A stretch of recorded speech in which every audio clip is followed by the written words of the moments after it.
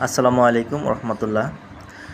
অনেক প্রতীক্ষার পরে আমরা বার্মি কম্পোস্ট আমরা কেঁচুর সার চাষ করার জন্য অনেক জায়গাতে খোঁজাখুঁজি করার পর আমরা এই কেঁচুর সারটাকে খুঁজে পেয়েছি। আমরা পরীক্ষামূলকভাবে শরীয়তপুরের গোসাইরহাট, কোদালপুর, মোল্লাবাজার এবং চরনারায়ণপুর অনেক জায়গায় খুঁজেছি, কোথাও আমরা বার্মি কম্পোস্ট সার খুঁজে পাইনি।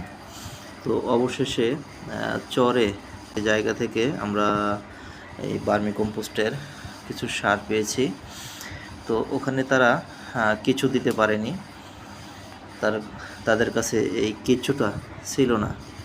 তো আমরা পরীক্ষামূলকভাবে যখন আমরা চাষ করতে যাচ্ছিলাম, তখন আমরা ওই জায়গাতে যখন যাই, তখন এই কেঁচুটা আমাদের কাছে চায় পার পিস। ওরা আমাদের কাছে দাম চেয়েছিল 60 টাকা করে। তখনও আমরা ওখান থেকে কেঁচুর বীজটা দিতে পারিনি। তো অবশেষে ওরা আমাদের কাছ থেকে কেঁচুর যে বার্মি কম্পোস্টের যে 3টা বস্তা আমাদের কাছ থেকে তারা দাম রেখেছে প্রায় 2500 টাকা। 2500 টাকা দিয়ে আমরা এই বার্মি কম্পোস্টের এই সারটা সংগ্রহ করি। সাথে ছোট ছোট কিছু কেঁচুর বীজ ছিল। কয়েকদিন রাখার কারণে আমাদের এই কেঁচুগুলা বড় হয়ে গেছে। তো এইটা আমরা পরীক্ষামূলকভাবে আমরা চাষ করব। আমাদের একটি ছোট গরুকে পানি খাওয়ানোর জন্য আমরা গ্রাম্য ভাষায় যাকে চারি বলি, ওরকম একটা বানানো হয়েছিল। ওখানে আমরা ওই কেঁচুটা পরীক্ষামূলকভাবে চাষ করব। যার কারণে আমরা এখানে বেছে আলাদা করে দিচ্ছি কেঁচুটাকে, আর এই বার্মি কম্পোস্টটাকে আমরা এটা জমিতে ব্যবহার করব এই জন্য আর কি।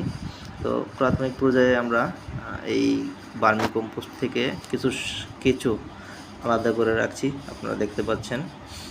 এটা আমরা প্রাথমিক অবস্থায় এটা চাষ করে দেখব আসলে ফলাফল কীরকম পাওয়া যায়। তো কেঁচু চাষের প্রথম যে বিষয়গুলো লক্ষ্য রাখতে হয়, যেখানে এই বার্মি কম্পোস্ট করা হবে সেই জায়গাটা একটু উঁচু জায়গাতে হতে হবে এবং উপরে একটি চালা দিতে হবে, যাতে করে বৃষ্টির পানিটা এই বার্মি কম্পোস্টের ভিতরে না পড়ে। যদি এখানে পড়ে তাহলে কেঁচুগুলো মারা যাবে।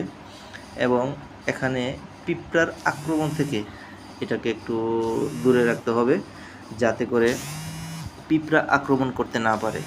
আর সবসময় এগুলোকে একটু নিরিবিলি ছায়া জায়গায় ডেকে রাখতে হয়, যাতে এখানে না গরম না ঠান্ডা এরকম একটা পর্যায়ে এগুলোকে রাখতে হয়। তো বাতিজা বাগনি যারা আছে তাদেরকে নিয়ে আমরা এই